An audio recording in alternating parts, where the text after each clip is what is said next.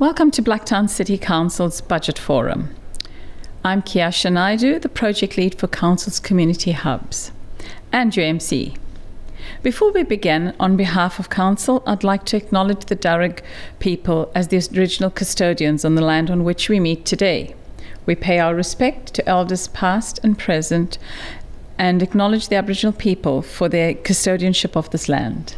The aim of this forum is firstly to present, in broad terms, Blacktown City Council's draft budget for the coming financial year and the wider council plans for the next 20 years. How exciting. Then it's over to our esteemed panel to present, starting with our Mayor, Brad Bunting. Welcome, Mayor. And who's voted in as our new Mayor following the recent sad passing of Mayor Tony Bleasdale, OAM. Welcome, Mayor. Mr. Mayor, can I invite you to say a few words before we introduce your fellow panel members? It's a privilege to be elected the Mayor of this great city. But in saying that, also the sad news of the passing of our late Mayor, Tony Bleasdale. Tony was a great advocate for Western Sydney, and this forum gives us an opportunity to build on his legacy, to be able to use this, to be able to have a city that we can live, work and play. Thank you, Mr. Mayor. And now to our panel. On my right, we have Nikki Lodge. Welcome. Thank you. General Manager and Director of Sydney West Sports Medicine. Thank you for having me. And Samantha Prescott, the Chief Operations Officer of Foodbank New South Wales, ACT. Welcome. Thanks for having me. To my left, next to Mayor Bunting, we have Dr. Valentine Mukuria, Campus Dean of the Australian Catholic University right here in Blacktown. Welcome. Thank you for having me. This is the Budget Forum, so let's have a look at Council's budget plans. As your new Mayor, I'm delighted to present Blacktown City Council's draft budget and operational plan for the coming financial year. Council's $758 million budget strikes a balance between meeting the needs of our growing population and transforming Blacktown into a modern, sustainable city. This balanced budget and operational plan is built on Council's platform of sound financial management. The budget will deliver the high-quality community services and facilities that our residents and businesses expect and deserve. This budget will ensure that Council meets and exceeds our environmental targets.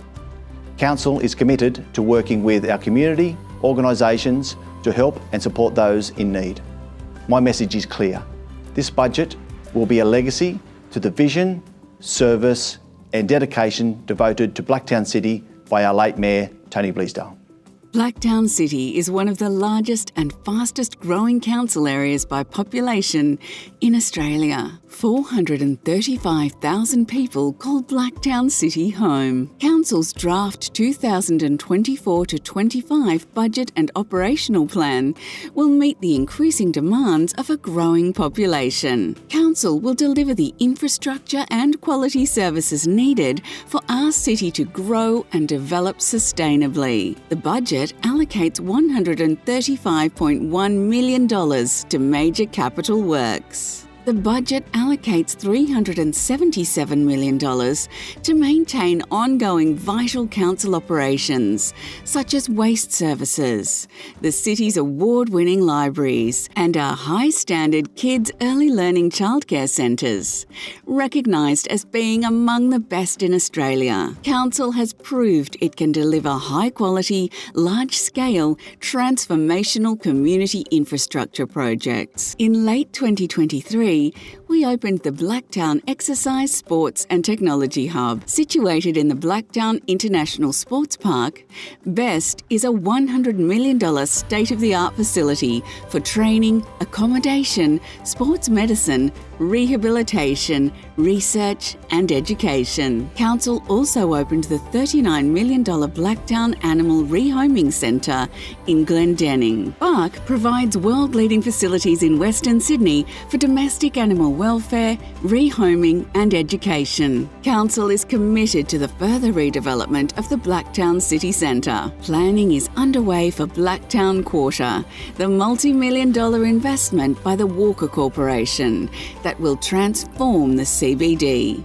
generate 4,500 permanent jobs, and inject hundreds of millions of dollars every year into the Blacktown City economy. Council's draft 2024 to 2025 budget provides a platform for many transformational projects, including the renewal of the Riverstone, Marsden Park and Mount Druitt town centres.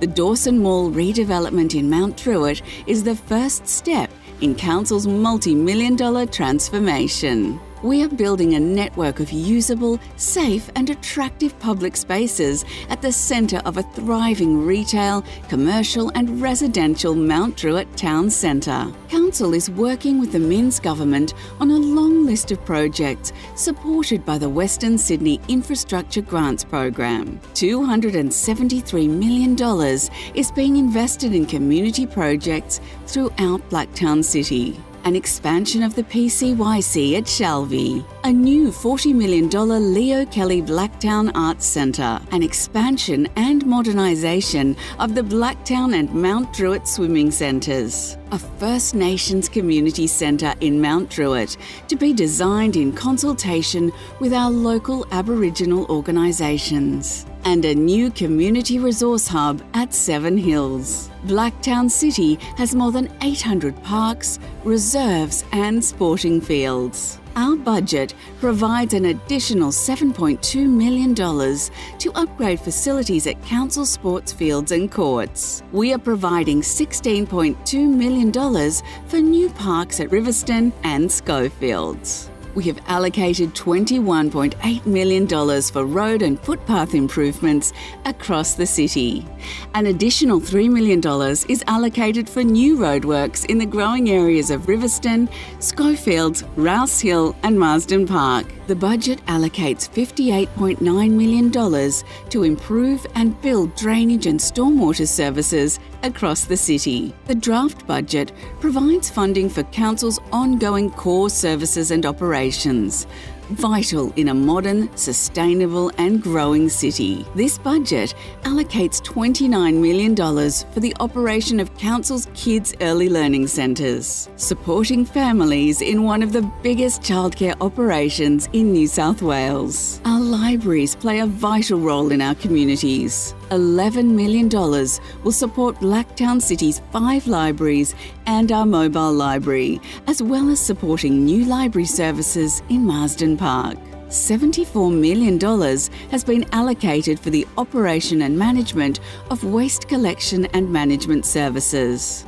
The draft budget provides $25 million ongoing funding for recreation, culture and education. These funds will support the operation of Blacktown City's 5 aquatic and leisure centres. The funds will also support the Leo Kelly Blacktown Arts Centre, recognised as one of the leading regional arts centres in Australia. The budget supports the operations and maintenance of Blacktown City's community centres and facilities. The 2024 to 25 draft budget also supports our customer service, administration and planning services. Blacktown City Council is committed to building a modern, diverse, multicultural city for our residents and businesses.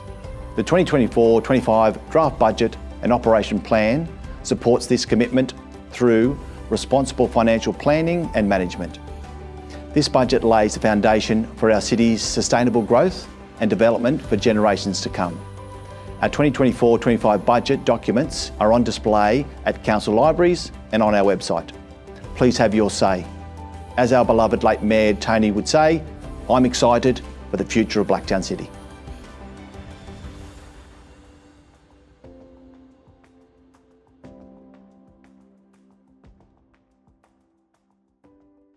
Thank you. What a wonderful and exciting news to see all the great work that's being done at Blacktown City Council and all the infrastructure we're providing for the fastest growing city in New South Wales. Now let's hear from our panel. I'd like to throw to Nikki first. Sydney West Sports Centre operates out of the new Blacktown Exercise, Sports and Technology Hub. Could you share with us, please, a little bit about the sports medicine and how the facilities at best will benefit our community? Yeah, absolutely. Thank you for having me tonight, Kiasha. Really appreciate it. So Sydney West Sports Medicine is a multidisciplinary allied health clinic. We've actually been located in the western suburbs of Sydney at Rooty Hill in the West HQ precinct for over 10 years now. So we have quite a diverse range of practitioners in our clinic, everything from physiotherapists, exercise physiologists, dietitians, podiatrists, chiropractors, specialised paediatric physiotherapy services, sports doctors, and the list goes on. So we really pride ourselves on having practitioners who are experts in their field. And whilst it is a sports medicine clinic and we do deal with a lot of musculoskeletal or sports injuries and manage athletes at the elite level or emerging athletes or just your everyday weekend warrior, we also do a lot more and look after people on the NDIS scheme, so who may have a disability, people who are returning to work after workplace injuries, Department of Veteran Affairs, Medicare patients, or just a private patient walking into the clinic and wanting assistance with their illness or their road to recovery from their injury. So the opportunity to be involved in a precinct like BEST, we opened the doors out there in October last year, has been phenomenal. The facilities are really second to none, and in my opinion that facility would really rival any elite facility in the country. So we're incredibly lucky to have that as part of our next footprint into expansion for the business, and work with great stakeholders out in the precinct such as ACU as well. It just means that that elite experience that you would expect of an athlete is now available to everyone within the community, can have that same opportunity. We can offer practicum placements for students of ACU. We can look towards research projects, and we're really just scratching the surface out there, so the opportunities are limitless. That's incredible. Thank you for sharing that with us.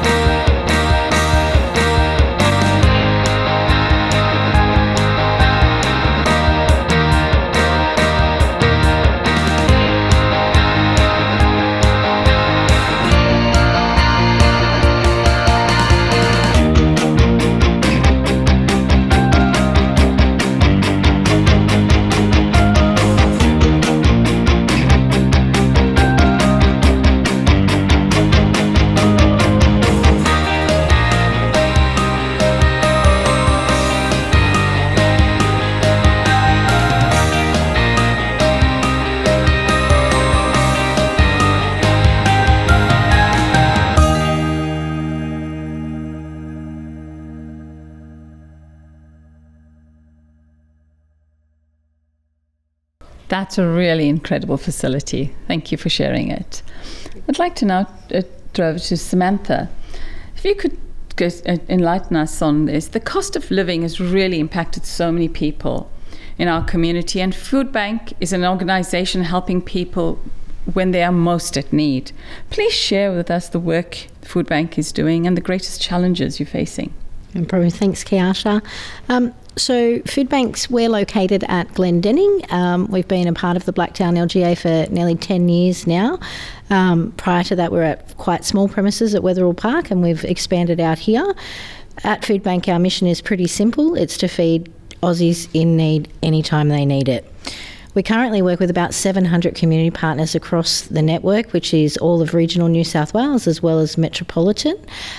We believe in place-based, so we believe that local people and local knowledge, so they tell us what they need. By doing that, we have an online ordering system, so our community partners jump online, they order what they need from us as opposed to us going in and telling them this is what you need. So that's really important, that people have the dignity that because they can't afford food, they can get the food that they want. We currently also run a school breakfast program where we service 600 schools across New South Wales.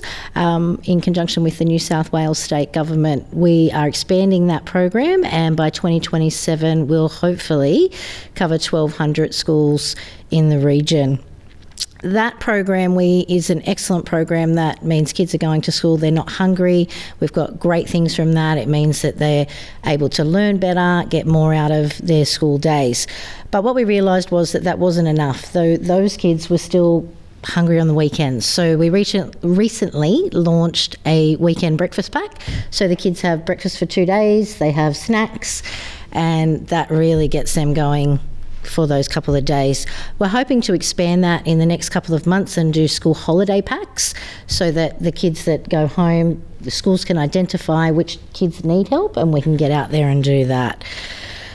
I've been at Foodbank for 7 years, and in that time I've seen a massive increase in the needs. So currently the cost of living is really impacting all of our communities.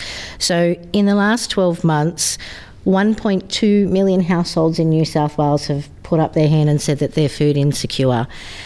In that, 81% of those households have done that for the first time. So that's really big numbers. And 60% of those households have somebody in paid work. So I think it's really important to remember that with food insecurity, we're suddenly seeing a new cohort of people. We're suddenly seeing dual income earners, families, that they're struggling to put food on the table for their kids. Previously, that wasn't the case. So that's a really big thing that's happening for us at the moment at Foodbank. We're seeing huge demands across the network for food assistance. Thank you. That's astounding to see the amount of food insecurity with working families. Thank you for sharing that. I'd like to now throw to you, Valentine, if you could please tell us about ACU and the partnership you have with Blacktown City. Can you update us on ACU's current status in Blacktown and what plans you may have for expansion? It's been a pleasure for having ACU in the Blacktown community. So just this year we celebrated our 3rd birthday just in March. And what some people may or may not know was that the Australian Catholic University was the only Australian university to open a new campus in the midst of a global pandemic.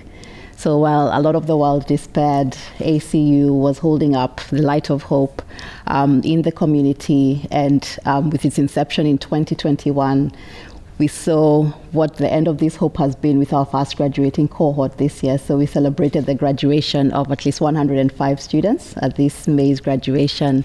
And it's just that testimony to the sort of aspiration, ambition, and hope that the people of Blacktown have for that education. So we're here to meet the aspirational needs of the cohort in Blacktown that wishes to pursue a higher education.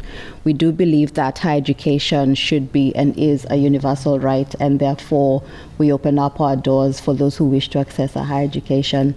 And we're currently standing at 1,500 students and growing steadily. And one of our biggest exciting sort of next steps has been with the introduction of BEST, having our students having a quality learning experience at the BEST facility. And we offer a number of courses, with nursing and midwifery being our biggest cohort. And we also have education, business, law and criminology, nutrition science taught out of the Cath West facility. We have the Main Street campus here where we have a lot of our nursing programs. We also have foundational units that our students, prospective students would be able to take, as well as our online presence. And I definitely would invite anyone who's interested in pursuing an education at ACU to come to our open day on the 27th of July to find out much more about it. And I think, just as Nikki was saying, one of the things that has been a real big privilege is to be in the place and the space where we can live our mission that recognizes the dignity of the human person and works collaboratively with council, with a number of organizations around pursuing this common good. And we do this through the excellence in our teaching programs, as well as our research and community engagement programs. So we're in here to play with all the players in Blacktown to make sure that we are moving in a place where aspirations are things that are met in real time and with very real tangible outcomes.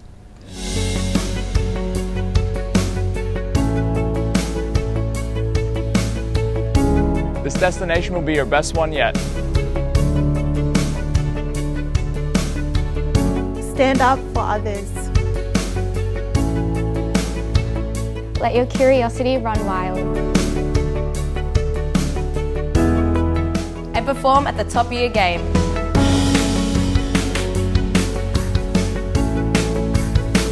Study at a place that feels like home.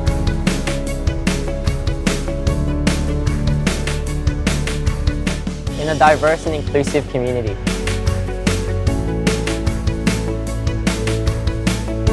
That comes with a world of opportunity.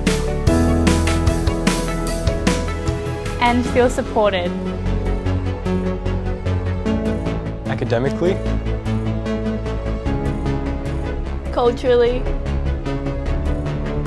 And spiritually. Every step of the way.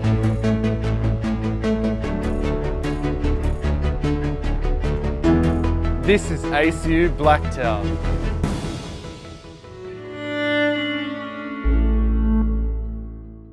Thanks, Valentine. Incredible. 1,500 students graduated this month. 105 graduated, but we're at 1,500 with student numbers, current students.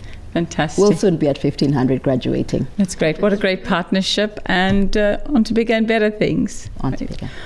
Mr. Mayor, we've heard from our panel members and seen their passion for our city. What gives you the confidence that Council can deliver its plans and its promises for our community? I'm confident Council can deliver for the people of Blacktown City, and I say that for 4 reasons. Firstly, Council's track record on delivering capital works projects, both major and minor, ranging from roads and drainage through to multi-million-dollar projects such as the Blacktown Animal Rehoming Centre and the Blacktown Exercise, Sports and Technology Hub. We always get the job done.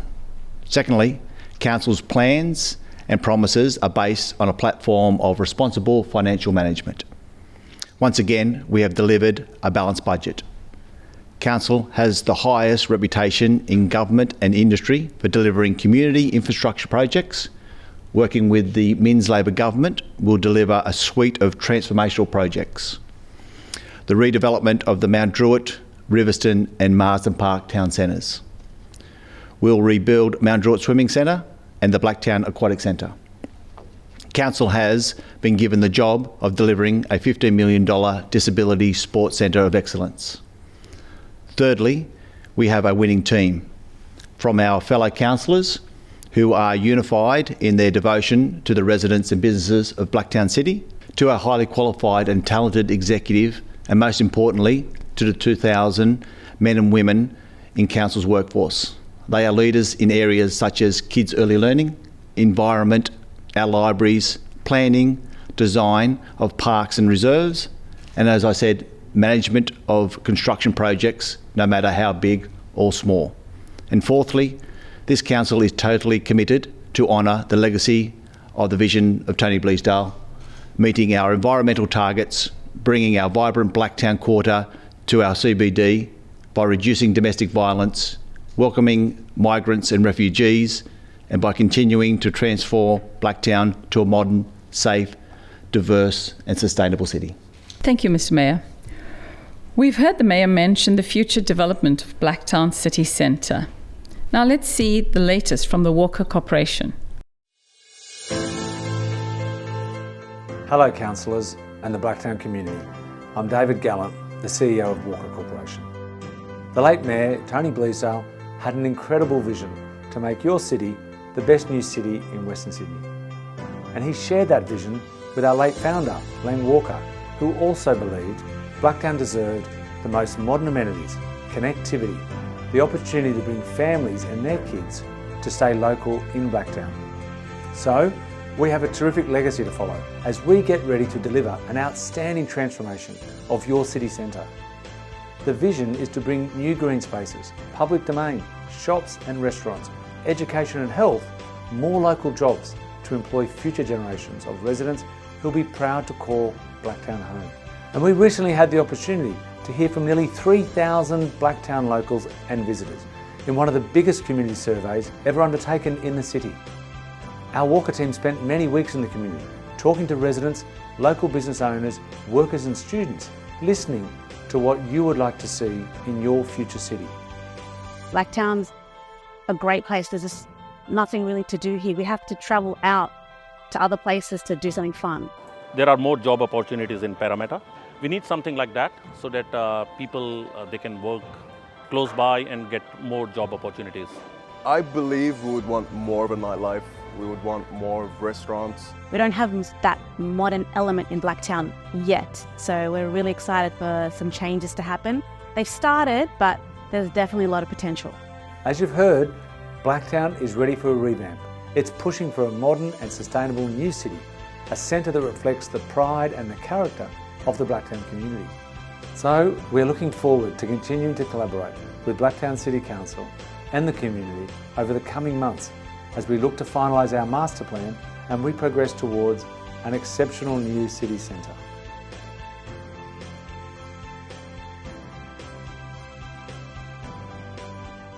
Blacktown Quarter, certainly an exciting future for Western Sydney and a great landmark for us. Now it's time for us to hear from our residents and get some answers for the questions they've posed. Thank you to everyone who managed to submit questions. We'll try to get to as many as we can. And for those questions we don't get to, we'll try to contact you personally and provide answers. So our first question to our panel comes from Rebecca. Rebecca asks, what opportunities are there to help people deal with mental health issues? Samantha, perhaps you can start us with your thoughts on that, and then maybe we'll throw to Nikki and Valentine. Food insecurity has significant impact on mental health. So when a parent doesn't know when they're going to get the next meal for their child, that can put them in high levels of stress. It can give anxiety. It's not a great place for them to be. They're often ashamed. There's a stigma that comes with not being able to, and a feeling of low self-esteem. We do know that when people suffer from food insecurity, they have feelings of powerlessness and not knowing where to go and how to do that. I think it's really important as a community that we normalise asking for help. So the problem that we have at the moment is that people are ashamed. So the more that we talk about it, the more that we bring it to the fore and we say, put your hand up and ask for help, I think the better off we're going to be. We have amazing community partners in the Blacktown LGA. We currently have 115 community partners that get food through Foodbank just in the Blacktown LGA, and all of them have excellent wraparound services. So I think it's really important that people put their hand up and step out and get that help they need that can then help out. The other thing for me that's really important is volunteering. So I don't think people realise the impact that volunteering can have on your mental health. So if you're feeling isolated or you're feeling a little bit lonely or a little bit down, volunteering can give you the benefit of socialising. It can make you feel better about yourself. So I would definitely love for people to take up arms and start volunteering a little bit more to help with their mental health. Thank you. That's very insightful. Thank you.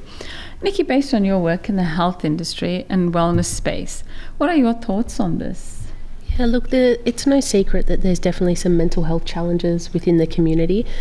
Just some numbers out of the Black Dog Institute highlights that 1 in 5 people will experience symptoms of mental illness in any given year. So in Australia, that's about 5 million people. But what the research also shows us is the benefits of exercise or engaging in some type of physical activity. So we know this reduces anxiety and depression. It improves your mood, improved concentration, increased energy, and really improving people's self-esteem and self-worth. So I think there's a lot to be said about engaging in exercise and physical activity, especially within a social setting. I know at Sydney West Sports Medicine we have many group classes that we run, whether it's in the gym or outside or in the pool doing hydrotherapy classes, and a lot of those people really enjoy engaging with other people, and it's great for their mental health. So I think there's a lot to be said for that. Thanks, Nikki. And Valentine, what's your thoughts on this? Could you share your thoughts on this with us, please? We definitely recognize the sort of impact that there is around the mental health issues. And I think what we find a lot in the student space is that stepping into higher education can be quite overwhelming in and of itself. And so at ACU, because we're concerned about the holistic development of our students, we tend to provide programs that not only focus on setting them up for success academically, so we have all the support structures around their academic pursuits, but we also have a number of programs that are student-facing, so student support-facing, and we have a number of teams with advisors who are on those front lines with our students, providing the different services that they need, ranging anything from the counseling and disability and carer support to other programs that students can tap into during their time with us. And I think I'd really like to underscore what Nikki said about the whole physical exercise and the sort of benefits that there are towards that.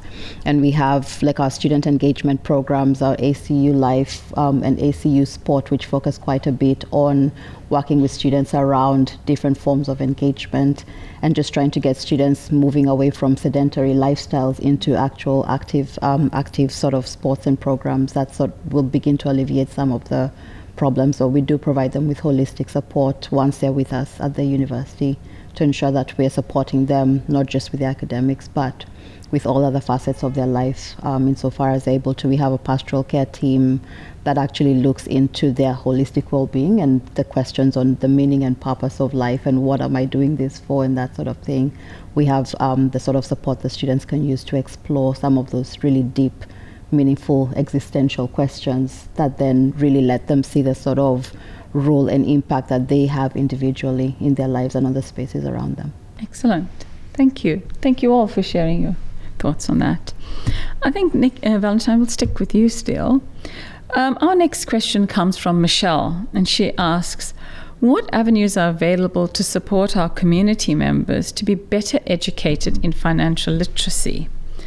I think that's an important point, really, isn't it? And to help us manage financial literacy during difficult times, I think particularly for women seeking help and financial independence. Are you able to give us some insights into that, please? Yep. So much broadly speaking, I think with some of the financial learning and literacy programs, some of them are embedded within our curriculum, like in business programs. We also have other programs that we've worked with community partners such as Seed West around the Employment Accelerator program, which has been an active real-time sort of experience where people can actually find jobs in real time by attending some of these accelerator programs. But I found that question a very suitable question, especially at this point in time, because it's a very focused approach on how we then deal with these sort of issues that are not only arising as a result of financial planning, but as a result of also people navigating how they can have that sort of economic stability. So one of the areas that I'm actually quite interested in exploring with this particular question is looking at how we design short programs that members of the community can be able to participate in to gain the sort of skills around the financial planning. But with the model that we have at ACU, it's a core design sort of program. So we have the experts who will come in with the academic end of things. However, with a program like this one, I'd really be keen to partner with different organizations as well as hear more closely from the community and with these women in particular, what sorts of things that they want to know, not just on financial planning, but then the sort of breadth of opportunities that can be open to them in the sort of economic independence space, looking at the various issues that often hold them back in many ways, but being able to break through those barriers with them to be able to deliver on not just literacy from a financial perspective, but then where they see their bigger significance in contributing through their economic independence into the Blacktown community. So beyond just a piecemeal addressing of the problem into a more sustainable way of projecting it into the future. Thank you, Valentine. So in response to your question, are you seeking organizations to contact you through the ACU? Yes, please. I'm always up for a coffee. So it's always like my one-way ticket into having these conversations. Because with ACU Blacktown, the partnership model really drives how we implement not just our teaching and learning programs, but our research and community engagement programs.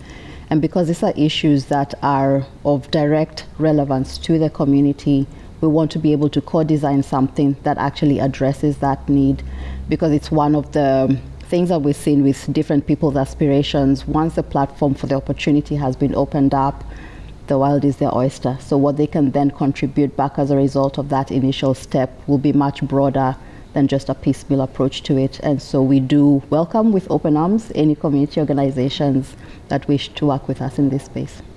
Thank you.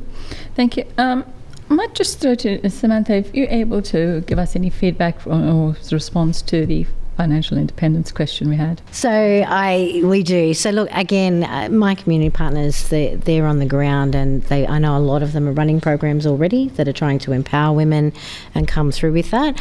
There's some fantastic initiatives that they're currently running that are being rolled out right through Western Sydney in high schools to empower young girls to take that financial literacy. And then whatever they're being taught in high school, they're then filling that gap so that when they go out into the real world, they've got real world experiences and that they can move forward for that. So I think it's an area that we as a community really need to spend a lot of time on, and it sounds amazing what ACU is doing with that, so that's a really big step forward. Thanks, Valentine and Samantha. Nikki, this next question's for you. Jonathan asks, can the general community use the new facilities at best? Excellent, great question. We actually get this a lot, so I would encourage local residents of the community, if they haven't been out to Best already, to come out and have a look, because they will be absolutely wowed. There is a synthetic pitch out there with soccer nets that the kids can kick a ball around and run freely. There is a 1.3 kilometre walking or running track. There's cycling paths. There's a fantastic playground with misting fields. So all these things are available right now. And I'm really excited to announce that Sydney West Sports Medicine signed an agreement with Blacktown City Council today, actually, which is going to enable us to sell gym memberships to the local community.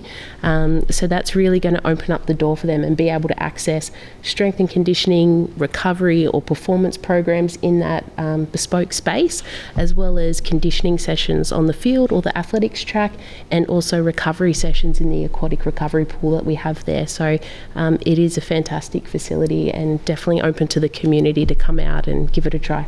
That's great. So you're launching the membership tonight? Yeah, announcing it tonight, and stay posted. So have a look on the Sydney West Sports Medicine social media pages, and there'll be more information to come about how people can buy memberships and get engaged in those programs. And that's exciting. Thank you. Mr. Mayor, the next question is for you. Jennifer asks, what is being done to reduce domestic violence in our community? That's a great question, Jennifer. Domestic violence is a scourge in lots of communities, and I feel like it's all our responsibility to do something about it. First of all, I'd like to recognise all the great work that's been done in the community to be able to reduce this, the different facilities that have been looked after, and the incredible job that our local domestic violence services are doing, even though they're underfunded and under-resourced. What I can do is I can guarantee, as the Mayor, the Council will keep as their number one priority in our Blacktown City crime prevention plan as domestic violence. Council's already working with our Women's Advisory Committee to make sure that we're running campaigns to keep awareness up in regards to this, including our knit bomb.